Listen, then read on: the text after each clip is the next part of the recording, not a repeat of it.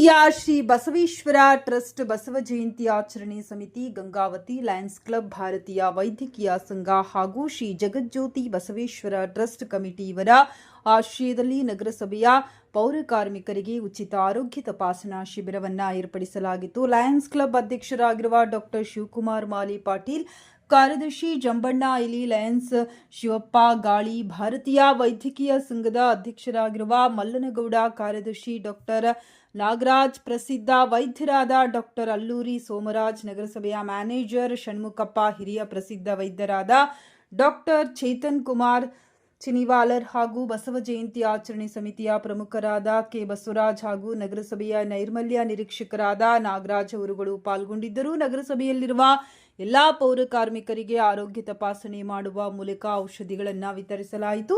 ನಗರಸಭೆಯ ಎಲ್ಲಾ ಅಧಿಕಾರಿ ವರ್ಗದವರು ಮತ್ತು ಸಿಬ್ಬಂದಿ ವರ್ಗದವರು ಕಾರ್ಯಕ್ರಮದ ಯಶಸ್ಸಿಗೆ ಶ್ರಮಿಸಿದರು.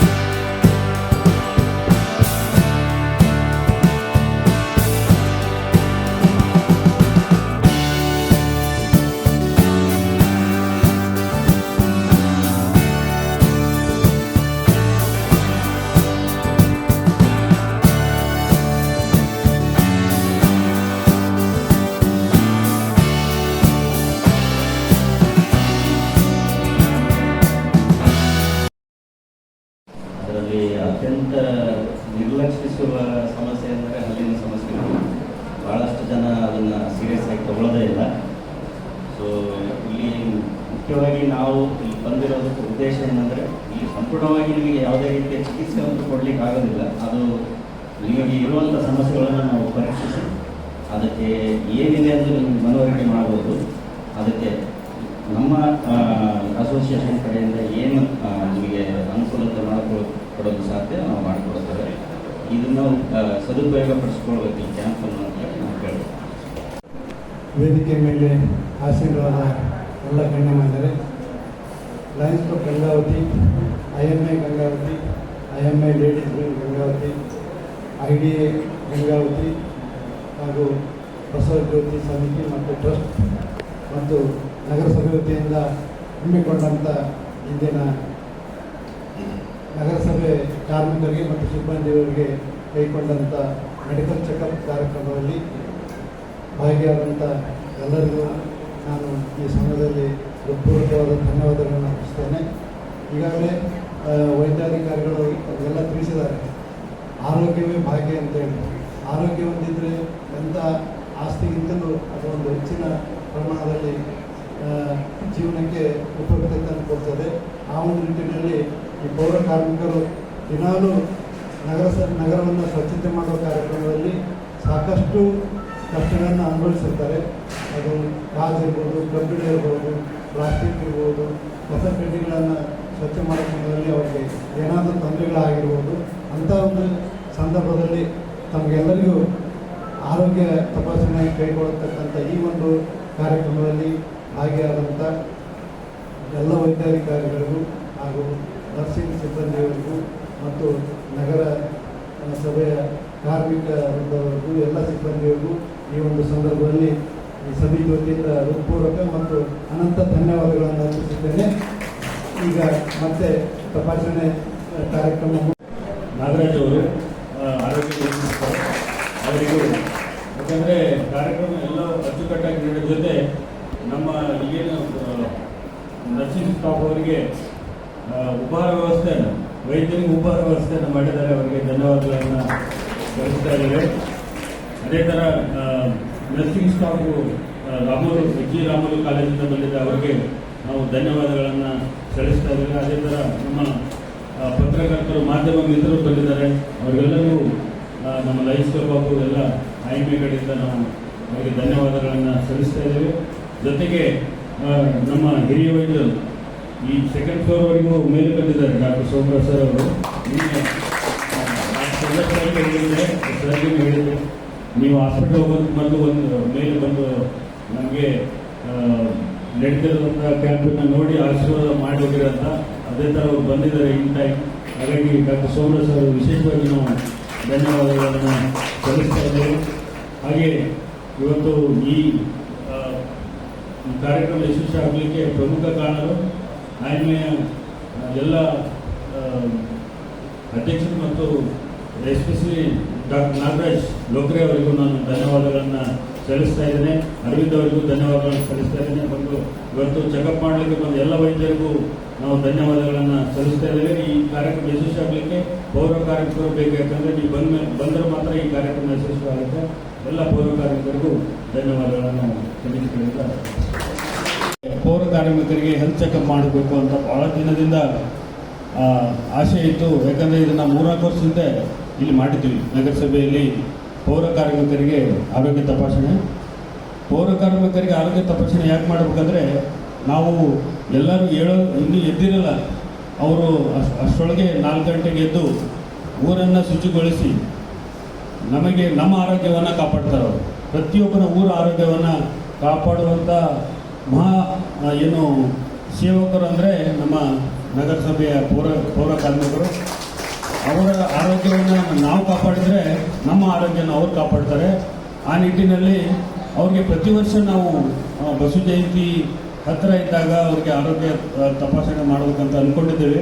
ಆ ನಿಟ್ಟಿನಲ್ಲಿ ನಮ್ಮ ಬಸವೇಶ್ವರ ಜಗಜ್ಯೋತಿ ಬಸವೇಶ್ವರ ಟ್ರಸ್ಟ್ ಹಾಗೂ ಬಸವ ಜಯಂತಿ ಆಚರಣಾ ಸಮಿತಿಯವರು ತಿಳ್ಕೊಂಡಾಗ ಅವರು ಅದಕ್ಕೆ ನಾವು ಧನ ಸಹಾಯವನ್ನು ಮಾಡ್ತೀವಿ ಅಂತ ಹೇಳಿದ್ರು. ಹಾಗಾಗಿ ಮೆಡಿಸಿನ್ ಕೊಡಿಸ್ಲಿಕ್ಕೆ ಅವರು ಸಹಕಾರವನ್ನು ಕೊಟ್ಟರು. ಅದೇ ಥರ ನಮ್ಮ IMA ಅಧ್ಯಕ್ಷರಾದ ಡಾಕ್ಟರ್ ಮಲ್ಲಂಗೌಡರು, ಡಾಕ್ಟರ್ ನಾಗರಾಜ್ ಅವರು ಇಲ್ಲ ಇದು ಒಳ್ಳೆಯ ಕಾರ್ಯಕ್ರಮ ಮಾಡೋಣ ಅಂತ ಹೇಳಿದ ಮೇಲೆ ಇವತ್ತು ಪ್ರತಿಯೊಬ್ಬ ನಗರಸಭೆಯ ಪೌರ ಕಾರ್ಮಿಕರಿಗೆ TTಯನ್ನು ಹಾಕ್ಸೋದು. ಯಾಕಂದರೆ ಅವರು ಅತಿ ಹೆಚ್ಚು ಗಾಯನ, ಸಿರಿಂಜ್ಗಳನ್ನು, ಬೇರೆ ಬೇರೆ ಗಾಜುಗಳನ್ನು ಕಾಲಿಗೆ ಚುಚ್ಕೊಳ್ತಾ ಇರ್ತಾರೆ.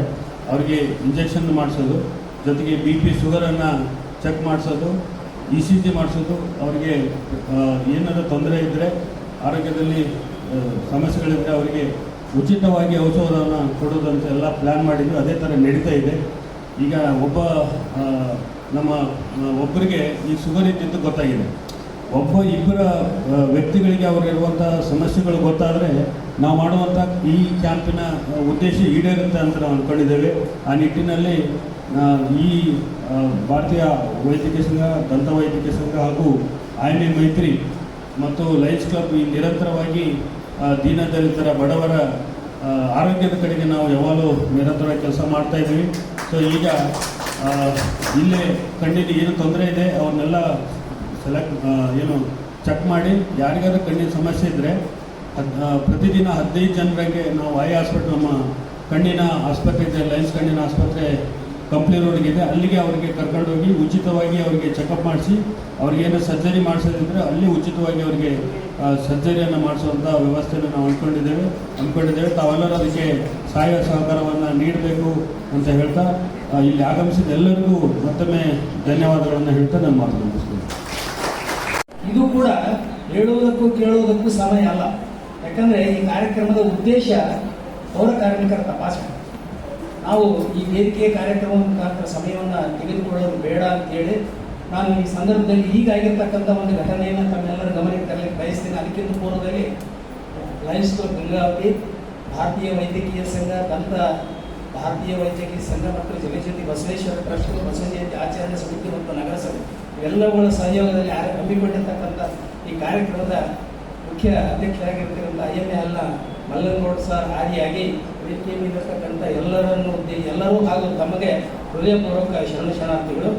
ಆತ್ಮೀಯರೇ, ಈಗ ಉದ್ಘಾಟನೆ ನಡೆಯುವಾಗ ನಮ್ಮ ಮಾಲಿ ಪಾಟೀಲ್ ಅವರು ಆ ಪ್ಲಾಸ್ಟಿಕ್ ತಂದಿಗೆ ಇರೋದ್ರಿಂದ ಸ್ಟೀಲಿಂದಿಲ್ಲ ಅಂತ ಒದ್ದಾಡಬೇಕಿದ್ರು. ಯಾಕಂದರೆ ಅವರು ಎಷ್ಟು ಸಾಧ್ಯ 99% ಇದು ಪ್ಲಾಸ್ಟಿಕ್ಕನ್ನು ಬಳಸಬಾರ್ದೆಂಬ ಉದ್ದೇಶ. ಇಂಥ ಸಂದರ್ಭದಲ್ಲಿ ಕೂಡ ಅವರು 6th ಸೆನ್ಸ್ ಜಾಗೃತ ಆಗೈತಲ್ಲ, ಅದಕ್ಕೆ ಅವ್ರಿಗೆ ಒಂದು ದೊಡ್ಡ ಚಪ್ಪಾಳೆ. ಯಾಕಂದರೆ ಈ ಕಾರ್ಯಕ್ರಮದಲ್ಲಿ ಅಂಥವರು ಸಹಿತ ಗಮನಿಸ್ತಾರೆ, ಪ್ಲಾಸ್ಟಿಕ್ ಇಂದಿದೆ, ಸ್ಟೀಲಿಂದಿಲ್ಲ ನಾನು. ಆದ ಕಾರಣ ನಾನು ಕೂಡ, ಯಾಕಂದರೆ ಅದು ಹೇಳಿದ್ದಲ್ಲ, ಮಾತಾಡೋಕ್ಕೆ ಸಂದರ್ಭ ಅಲ್ಲ, ಆದರೂ ಕೂಡ ನನ್ನ ಪರಿಸ್ಥಿತಿ ಹೇಗಾಗಿದೆ ಅಂದರೆ ಅಕ್ಕಿ ಮೇಲೆ ಆಸೆ, ನೆಂಟರ ಮೇಲೆ ಪ್ರೀತಿ ಅನ್ನೋಂಗಾಗಿದೆ. ಯಾಕಂದರೆ ನಾನು ಊರಿಗೆ ಹೋಗೋದಿತ್ತು, ಆದರೂ ಕೂಡ ಡಾಕ್ಟರ್ ಶಿವಕುಮಾರ್ ಮಾಲಿ ಪಾಟೀಲ್ ಅವರ ಪ್ರೀತಿಯ ಒತ್ತಾಯಕ್ಕೆ ನಾನು ಇದ್ದೀನಿ. ಆದ ಕಾರಣ ವಿಷಯವನ್ನು ನಾನು ಹೆಚ್ಚು ಬೆಳೆಸಲಾರದೆ ಪೌರ ಕಾರ್ಮಿಕರ ಈ ಒಂದು ತಪಾಸಣಾ ಶಿಬಿರದಾಗ ನನಗೆ ಏನು ನೆನಪಾಗ್ತದೆ ಅಂದರೆ, ಇಲ್ಲಿ ಹಳೆ ಜನ ಇರ್ಬೋದು, ಬಸವರಾಜ್ ಕೋಟಿ ಎಂಬುವರು ಅವರು ಬಹಳ ವರ್ಷಗಳ ಕೆಳಗೆ ಪೌರ ಕಾರ್ಮಿಕರಿಗೆ ಒಂದು ತಪಾಸಣಾ ಶಿಬಿರವನ್ನು ಮಾಡಿದರು. ಮೊನ್ನೆ ಮಂಜಮ್ಮ ಜೋಗತಿಯವರು ಬಂದಾಗ ಕೂಡ ಅದನ್ನು ನೆನೆಸಿದರು. ಯಾಕಂದರೆ ಬಸವ ಜಯಂತಿ ಆಚರಣೆ ಉದ್ದೇಶದಿಂದ ಇದು ಮಾಡೋದ್ರಿಂದ ನಿಜವಾಗಿ ಬಸವ ಜಯಂತಿ ಆಚರಣೆ ಇವತ್ತೇ ಆಗಿದೆ ಅಂತ ನಾನು ಅಂದ್ಕೊಂಡಿದ್ದೆ. ಆತ್ಮೀಯರೇ, ಜೀವನದಲ್ಲಿ 3 ಒಂದು ಸಲ ಹೋದ್ರೆ ಮತ್ತೆ ಬರೋದಿಲ್ಲ. 3 ಒಂದು ಸಲ ಹೋದ್ರೆ ಮತ್ತೆ ಬರೋದಿಲ್ಲ. ಯಾವುದು? ಪ್ರಾಣ, ಯೌವನ ಮತ್ತು ಕಾಲ. ಆ 3 ಒಂದು ಸಲ ಹೋಗ್ತಂದ್ರೆ ಮತ್ತೆ ಬರೋದಿಲ್ಲ. 3 ಬರ್ತಾವ ಹೋಗ್ತಾವೆ, 3 ಮಾತ್ರ ಬರ್ತಾವ ಹೋಗ್ತಾವೆ. ಯಾವಂದ್ರೆ ಕಷ್ಟ, ಆಸ್ತಿ ಮತ್ತು ರೋಗ. ಈಗೇನು ನೀವು ತಪಾಸಣೆ ಮಾಡ್ತಿರಲ್ಲ, ಇದೇನು ಗ್ಯಾರಂಟಿ ಅಲ್ಲ, ಹೋಗ್ತಾವ ಬರ್ತಾವ. ಯಾಕಂದ್ರೆ ಡಾಕ್ಟರ್ಸು ನಿಮಗೆ ಯಾಕಂದ್ರೆ ರೋಗ ಬಂದಾಗ ಅದನ್ನು ಟ್ರೀಟ್ಮೆಂಟ್ ಕೊಡೋದ್ರ ಮುಖಾಂತರ ಮಾಡ್ತಾರೆ. ಆಮೇಲೆ ಒಂದು ಸಲ ಬಂದರೂ ಹೋಗಲಾರ್ದು ಯಾವುದಂದ್ರೆ ವಿದ್ಯೆ, ಸ್ನೇಹ, ಸಂಬಂಧ. ಜೀವನದಲ್ಲಿ ಒಂದ್ಸಲ ಬಂದರೂ ಹೋಗೋದಲ್ಲ. ಇವತ್ತು ಈ ಕಾರ್ಯಕ್ರಮ ಮಾಡಿದಾರಲ್ಲ ನಮ್ಮ ಮಾಲಿ ಪಾಟೀಲ್ ಅವರು, ಇದು ಪ್ರತಿ ವರ್ಷ ಬಸವ ಜಯಂತಿ ಆಚರಣೆ ಸಮಯದಲ್ಲಿ ನಿರಂತರವಾಗಿ ನಡೆಸಬೇಕು. ನಾವು ಮ್ಯಾಕ್ಸಿಮಮ್ ಇದಕ್ಕೆ ಸಹಕಾರ ಕೊಡ್ತೀವಿ ಅಂತೇಳಿ ಶಾಂತತೆಯಿಂದ ನಾನು ಮಾತು ಆಲಿಸಿರ್ತಕ್ಕಂಥ ಎಲ್ಲರಿಗೂ ಶರಣ. ಅದು ಒಂದು ಕ್ವಶನ್ಸ್ ಇರುತ್ತೆ. ಎಲ್ಲ ಕಡೆ ಇಷ್ಟು ಹಾಸ್ಪಿಟಲ್ಸ್ ಇದ್ದಾವೆ, ಇಷ್ಟು ಗೌರ್ಮೆಂಟ್ ಹಾಸ್ಪಿಟಲ್ಸ್ ಇದೆ, ಪ್ರೈವೇಟ್ ಹಾಸ್ಪಿಟಲ್ಸ್ ಇದೆ, ಯಾಕೆ ನಾವು ಇಲ್ಲಿ ಬಂದು ಚೆಕಪ್ ಮಾಡ್ಬೇಕನ್ನೋ ಒಂದು ಡೌಟ್ ಇರುತ್ತೆ. ಯಾಕೆ ಮಾಡಿಸ್ಬೇಕಪ್ಪ ಅಂದರೆ, ಕಣ್ಣಿಗೆ ಕಾಣುವ ರೋಗಗಳನ್ನ ತೋರಿಸೋಕ್ಕೋಸ್ಕರ ನಾವು ಹಾಸ್ಪಿಟಲ್ಗೆ ಹೋಗ್ತೀವಿ. ಯಾವುದು ನಮ್ಮ ಕಣ್ಣಿಗೆ ಕಾಣಲ್ಲ, ಯಾವುದು ನಮ್ಮ ಲಕ್ಷಣಗಳು ಗೊತ್ತಾಗಲ್ಲ, ಹೊರಗಡೆ ತೊಂದರೆ ಆದರೆ ಅದನ್ನು ನಾವಾಗಿ ಹುಡುಕಿದ್ರೆ ಸಿಗುತ್ತೆ. ಅದೇ ಡಿಫ್ರೆನ್ಸ್. ಸೊ ಇವಾಗ ಎಷ್ಟೊಂದು ಜನ ಹೈಪರ್ ಟೆನ್ಷನು, ಡಯಾಬಿಟಿಸು ಈ ಥರ ತೊಂದರೆಗಳು ಏನಾಗುತ್ತಪ್ಪ ಅಂದರೆ, ಅದು ಹೈಪರ್ ಟೆನ್ಷನು, ಡಯಾಬಿಟಿಸಿಗೆ ಬಂದು ನಮ್ಗೆ ಬಾಡಿಗೆ ತೊಂದರೆ ಕೊಟ್ಟು ಕಿಡ್ನಿ ಪ್ರಾಬ್ಲಮ್ ಕೊಡೋದಾಗಲಿ, ಹಾರ್ಟ್ ಪ್ರಾಬ್ಲಮ್ ಕೊಡೋದಾಗಲಿ, ಕಣ್ಣು ಪ್ರಾಬ್ಲಮ್ ಕೊಡೋದಾಗಲಿ, ಇಲ್ಲ ಚಕ್ರ ಬಂದು ಬೀಳೋದಾಗಲಿ, ಇದೆಲ್ಲ ತೊಂದರೆ ಆದಮೇಲೆ ನಾವು ಡಾಕ್ಟರ್ ಅಂತ ಹೋಗ್ತೀವಿ. ಆದರೆ ಮೊದಲೇ ನಾನು ಅದು ಒಂದ್ಸರಿ ತೊಂದರೆ ಆಗಿದೆ ಅಂದರೆ 3, 4, 5 ವರ್ಷದಿಂದ ಮುಂಚೆಗೆ ಆ ತೊಂದರೆ ಇರ್ಬೋದು. ಆ ತೊಂದರೆಗಳನ್ನು ಒಂದು ದಿನ ಮುಂಚೆಗೆ ನಾವು ಚೆಕಪ್ ಮಾಡೋಕ್ಕೋಸ್ಕರ ಅಂತಿರೋದು ಈ ಹೆಲ್ತ್ ಕ್ಯಾಂಪ್ಗಳು. ಸೊ ದಯವಿಟ್ಟು ಅದನ್ನು ತಾವು ತಿಳ್ಕೊಬೇಕು. ಯಾಕಂದರೆ ನಾವು ಯಾವುದೇ ಹೆಲ್ತ್ ಕ್ಯಾಂಪ್ ಮಾಡಿದ್ರು ಕೂಡ ಶುಗರು, BP ಕಂಪಲ್ಸರಿ ಚೆಕ್ ಮಾಡ್ತೀವಿ. ಯಾಕಂದರೆ prevention is better than cure. So ದಯವಿಟ್ಟು ಯಾರಾದರೂ BP ಶುಗರ್ ಚೆಕ್ ಮಾಡಿಸ್ಕೊಂಡಿದ್ದೀರಾ, BP ಇದೆ, ಇಲ್ಲಪ್ಪ ಇವತ್ತು ನಾನು ಮನೆಗೆ ನಮ್ಮ ಹೆಂಡತಿ ಜೊತೆ ಜಗಳ ಬಂದೆ, ನಮ್ಮ ಮಕ್ಕಳ ಜೊತೆ ಜಗಳ ಬಂದೆ, ಅದಕ್ಕೆ BP ಜಾಸ್ತಿ ಐತೆ, ಈ ಕಡಿಮೆ ಆಗಿಬಿಡುತ್ತೆ ಅಂತೇಳಿ ನೆಗ್ಲೆಕ್ಟ್ ಮಾಡಬಾರ್ದು. BP ಹೈಪರ್ಟೆನ್ಷನ್ ಇದ್ದರೆ ದಯವಿಟ್ಟು ಅದು ಟ್ರೀಟ್ಮೆಂಟ್ಗಳು ತೊಗೋಬೋದು. ಒಳ್ಳೆಯ ಊಟ, ಎಕ್ಸಸೈಸು ಮಾಡೋದ್ರಿಂದ BP ಶುಗರ್ ಕಂಟ್ರೋಲಿಗೆ ಬರುತ್ತೆ. ಬಟ್ ಟ್ಯಾಬ್ಲೆಟ್ಗಳನ್ನು ಸ್ಟಾಪ್ ಮಾಡಬಾರ್ದು. ನಿಮ್ಮ ಡಾಕ್ಟ್ರು ಸ್ಟಾಪ್ ಮಾಡೋದಾಗ ಮಾತ್ರ ಸ್ಟಾಪ್ ಮಾಡಬೇಕು. ಕೆಲವೊಂದು ನೋವಿನ ಮೆಡಿಸಿನ್ಸ್ಗಳಾಗಿದ್ದರೆ ನಮ್ಮ ಕಡೆ ಅದನ್ನು ವ್ಯವಸ್ಥೆ ನಾವು ಅರೇಂಜ್ ಮಾಡಿದ್ದೀವಿ. ಇವತ್ತಿನ ಕ್ಯಾಂಪಲ್ಲಿ ಚರ್ಮ ಡಾಕ್ಟ್ರು ಬಂದಿರ್ತಾರೆ, ಡಾಕ್ಟರ್ ಸಿಂಧು ಮೇಡಮ್ ಅಂತೇಳಿ. ಆಮೇಲೆ IDಯಿಂದ ಡಾಕ್ಟರ್ ಚಿನ್ವಾಲರ್ ಸರ್ ಬರ್ತಿದ್ದಾರೆ ಡೆಂಟಲ್ಗೋಸ್ಕರ. ಆಮೇಲೆ ಹೃದಯರೋಗ ತಜ್ಞರು ಅಂತೇಳಿ ಡಾಕ್ಟರ್ ಭಾನುಪ್ರತಾಪು, ಡಾಕ್ಟರ್ ಅರುಣ್ ಸರು ಹಾಗೂ ನಮ್ಮ ಯಶೋಧ ಹಾಸ್ಪಿಟಲಿಂದ ನಮ್ಮ ಸರ್ ಬಂದಿರ್ತಾರೆ. ಸೊ ಇಷ್ಟಕ್ಕೂ ಜನ ನಾವು ಜನರಲ್ ಮೆಡಿಸಿನಿಂದ ಬಂದಿರ್ತೀವಿ. ಅದಾದ ನಂತರ ಅಲ್ಲಿನ ಡಾಕ್ಟರ್ ಕೂಡ ಇರ್ತಾರೆ. ಕಣ್ಣಿಗೆ ಚೆಕಪ್ ಯಾರು ಮಾಡಿಸ್ಕೋಬೇಕಂತಿದ್ರೆ ದಯವಿಟ್ಟು ನಂಬರ್ ಬರೆಸ್ಬೇಕು. 8 ಕೌಂಟ್ರಲ್ಲಿ ಸಿಸ್ಟರ್ ಹತ್ರ ಸೀರಿಯಲ್ ನಂಬರ್ ಪ್ರಕಾರ ಬರ್ತೀವಿ. ನಿಮ್ಮ ನಂಬರ್ ಇಸ್ಕೊಂಡ್ಬಿಟ್ಟಿರ್ತೀವಿ. ಸೊ ಫಸ್ಟ್ 15 ಮೆಂಬರ್ಸು ಪ್ರತಿದಿನ ನಾವು ಐ ಚೆಕಪ್ಗೆ ಹೋದರೆ ಅಲ್ಲಿ ಆ ಸೀರಿಯಲ್ ನಂಬರ್ ಪ್ರಕಾರ ಚೆಕಪ್ ಮಾಡ್ಬೋದು. ECG ವ್ಯವಸ್ಥೆ ಕೂಡ ಇರುತ್ತೆ. ಯಾರಿಗೆ ರಿಕ್ವೈರ್ಮೆಂಟ್ ಇದೆ ಅದನ್ನು ನಾವು ECG ಮಾಡ್ತೀವಿ. ECG ಮಾಡೋದ್ರಿಂದ ನಾಳೆ MI, ನಾಡಿದ್ದು ಹಾರ್ಟ್ ಅಟ್ಯಾಕ್ ಆಗೋದನ್ನು ಕಂಡುಹಿಡಿಯೋಕ್ಕಾಗಲ್ಲ. ECG ಏನು ಮಾಡುತ್ತೆ ಇವತ್ತು ತೊಂದರೆ ಇದೆ ಅಂದರೆ ಮಾತ್ರ ಕಂಡುಹಿಡಿಯೋಕ್ಕೆ ಸಾಧ್ಯ. ಸೊ ನನಗೆ ನನಗೆ 1 ವರ್ಷ ಹಾರ್ಟ್ ಅಟ್ಯಾಕ್ ಬರಬಾರ್ದಪ್ಪ, 6 ತಿಂಗಳು ಹಾರ್ಟ್ ಅಟ್ಯಾಕ್ ಬರ್ಬೋದು, ECG ಚೆಕ್ ಮಾಡಿ ನಮ್ಗೆ ಹೇಳ್ರಿ ಅಂದರೆ ಹೇಳೋಕ್ಕಾಗಲ್ಲ. ಯಾಕಂದರೆ ಇದನ್ನ ಯಾಕೆ ಎಕ್ಸ್ಪ್ಲೇನ್ ಮಾಡ್ತಿದ್ರೆ ನಿಮಗೊಂದು ಕಾಮನ್ ಡೌಟ್ಗಳು ಇರ್ತವೆ. ತೊಂದರೆ ಇದೆ ಅಂದರೆ ECG ಕಂಡುಹಿಡಿತೇ ಹೊರತು ತೊಂದರೆ ಆಗೋದನ್ನು ECG ಕಂಡುಹಿಡಿಯೋಕ್ಕಾಗಲ್ಲ. ಅದಕ್ಕೆ ಬೇರೆ ಬೇರೆ ಬರ್ತವೆ, TNT ಅಂತ ಬರ್ತವೆ, ಟ್ರೆಡ್ಮಿಲ್ ಟೆಸ್ಟ್, ಈ ಥರ ಟೆಸ್ಟ್ಗಳು ಬರ್ತವೆ. ಅದರಿಂದ ಮಾತ್ರ ನೋಡೋಕ್ಕೆ ಸಾಧ್ಯ. ಸೊ ಈ ಕಾರ್ಯಕ್ರಮ ಒಂದು 4-5 ಅಸೋಸಿಯೇಷನ್ ಆಗಿರ್ಬೋದು, ಲಯನ್ಸ್ ಕ್ಲಬ್ ಆಗಿರ್ಬೋದು, IMA ಆಗಿರ್ಬೋದು, ಬಸವ ಜಯಂತಿ ಸಂಘ ಆಗಿರ್ಬೋದು, ಮೈತ್ರಿ ಆಗಿರ್ಬೋದು, ಆಮೇಲೆ ಡೆಂಟಲ್ ಅಸೋಸಿಯೇಷನ್ ಎಲ್ಲರೂ ಕೂಡಿ ಅದ್ರ ಜೊತೆ ನಮ್ಮ ನಗರಸಭೆಯ ನಾಗೇಶ್ವರ ಆಗಿರ್ಬೋದು ಎಲ್ಲರೂ ಕೂಡಿ ಕಾರ್ಯಕ್ರಮನ ನಡೆಸಿದ್ದೀವಿ. ಇದನ್ನು ಆಲ್ರೆಡಿ ಅರ್ಧ ಜನಕ್ಕೆ ನಾವು ಆಲ್ರೆಡಿ ಚೆಕಪ್ ಮಾಡಿದ್ದೀವಿ, ಇನ್ನೂ ಅರ್ಧ ಜನ ಇದ್ದಾರೆ. ಸೊ ಇದ್ರ ಜೊತೆ ನಮಗೆ ಗಂಗಾವತಿ ಇನ್ಸ್ಟಿಟ್ಯೂಟ್ ಆಫ್ ನರ್ಸಿಂಗಿಂದ ಸರ್ಗಳನ್ನು ನರ್ಸಿಂಗ್ ಸ್ಟಾಫ್ ಕಳಿಸಿದ್ರು. ಭಾಳ ವೇರಿ ಆ್ಯಕ್ಟಿವ್ ನರ್ಸಿಂಗ್ ಸ್ಟಾಫ್ಗಳು ಬಂದಿದ್ದಾರೆ. ಎಲ್ಲ ಗೊತ್ತಿದೆ ಅವ್ರಿಗೆ. ನನ್ನ ಶಾಪ್ ಇಂಜೆಕ್ಷನ್ಸ್ ಕೊಡೋದಾಗಲಿ, ಮೆಡಿಸಿನ್ ಡಿಸ್ಟ್ರಿಬ್ಯೂಟ್ ಮಾಡೋದಾಗಲಿ, ಆರ್ಗನೈಸ್ ಮಾಡೋದಾಗಲಿ ಭಾಳ ಚೆನ್ನಾಗಿ ಮಾಡಿದ್ರೆ. ಈ ಕಾರ್ಯಕ್ರಮದ ಮೂಲಕ ಅವ್ರಿಗೂ ಕೂಡ ವಂದನೆಗಳು ಕೊಡ್ಬೇಕಂತ ನಾನು ಸರಿ ಹೇಳಿದೆ. ಆಯಿತು ಹೇಳ್ಕೊಡು ಅಂತ ಹೇಳಿದ್ರು. ಸೊ ಇದು ಆರೋಗ್ಯ, ನೀವು ಈ ಆರೋಗ್ಯ ಅನ್ನೋದು ನೀವು ಯಾವುದೋ ಹೈಫೈ ಡಾಕ್ಟರ್ ಕಡೆ ಅಥವಾ ಹೈಫೈ ಹಾಸ್ಪಿಟ್ಲಿಗೆ ಅಥವಾ ಹೈಫೈ ಟೆಸ್ಟ್ ಮಾಡಬೇಕಂತಿಲ್ಲ. ಕೆಲವೊಂದು ಆಹಾರದಲ್ಲಿ ಬದಲಾವಣೆ ಆಗಬೇಕು. ನಾನು ಸಾಕಷ್ಟು ಪೇಷಂಟ್ ನೋಡ್ತಾ ಇರ್ತೀನಿ. ಅವಾಗ ಕೇಳ್ತೀನಿ, ನಾವು ನೀವೇನು ಊಟ ಮಾಡ್ತೀರಾ, ನೀವು ಹೆಂಗೆ ಇದು ಮಾಡ್ತೀರಾ, ನಿಮ್ಮ ನಿದ್ದೆ ಹೆಂಗಿದೆ. ಸೊ ಎಲ್ಲಾದ್ರಲ್ಲಿ ನೋಡ್ತೀನಿ, ಅಲ್ಲಿ ಏನೋ ಬಹಳ ನಿಮಗೆ ಅಲ್ಲಿ ಏನೋ ಅಲ್ಲಿ ಆಹಾರದಲ್ಲಿ ಬದಲಾವಣೆ ಆಗಬೇಕು, ನಿಮ್ಮ ನಿದ್ದೆ ಸಮಯ ಹೆಚ್ಚಾಗಬೇಕು. ಅದರಿಂದನೇ ನಿಮಗೆ ಆರೋಗ್ಯ ಕೆಡ್ತಾ ಇದೆ. ನಾನು ಭಾಳಷ್ಟು ನಾನು ನೋಡ್ತಾ ಇದ್ದೀನಿ, ಆರೋಗ್ಯ ನಿಮ್ಮ ಕೈಯಲ್ಲೇ ಇದೆ. ನೀವೆಲ್ಲೂ ಆರೋಗ್ಯ ಬಗ್ಗೆ ಎಲ್ಲೂ ಹೋಗೋಕ್ಕಂತಿಲ್ಲ.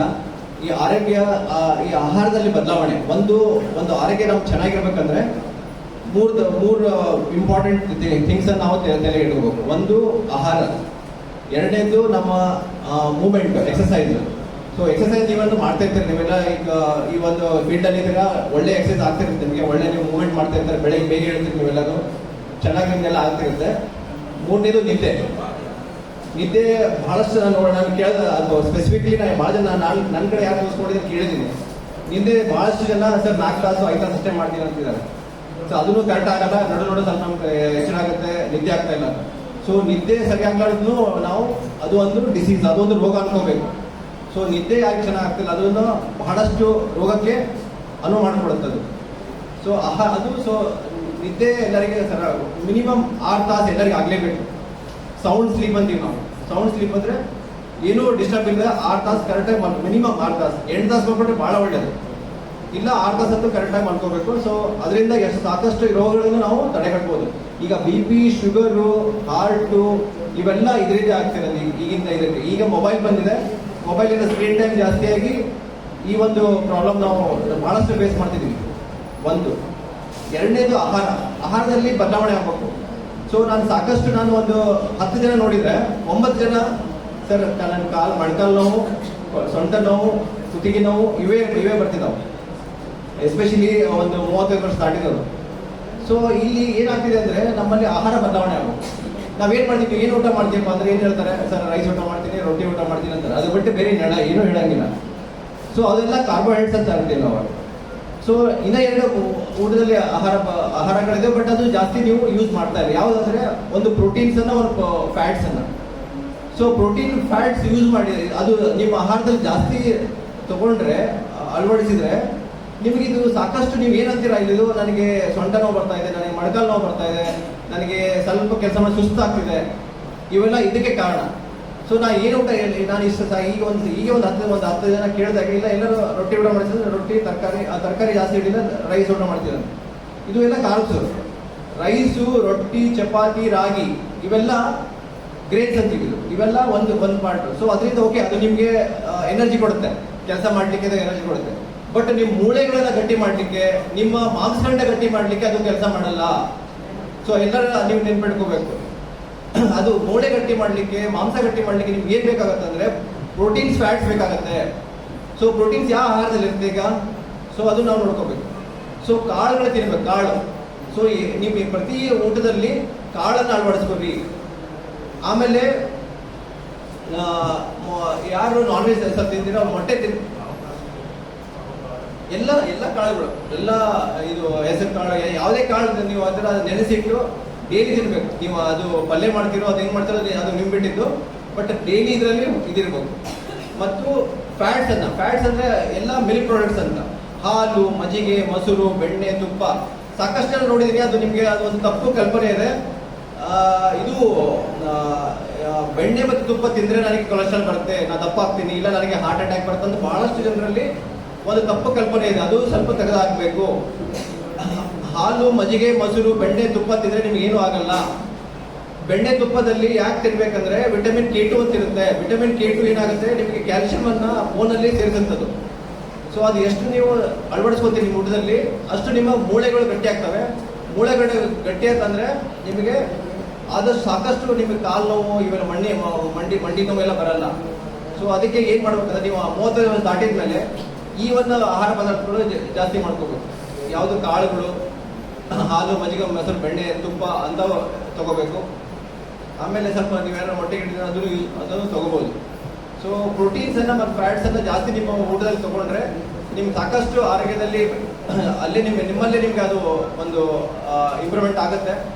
ಸೊ ಅದನ್ನು ನೀವು ಮಾಡ್ಕೋಬೇಕಂತ ಹೇಳ್ಕೊತ ನನಗೆ ಮಾತಾಡ್ಲಿಕ್ಕೆ ಅವಕಾಶ ಕೊಟ್ಟ ಎಲ್ಲರಿಗೂ ಈ ವೇದಿಕೆಗೆ ಧನ್ಯವಾದ ಹೇಳ್ತಾ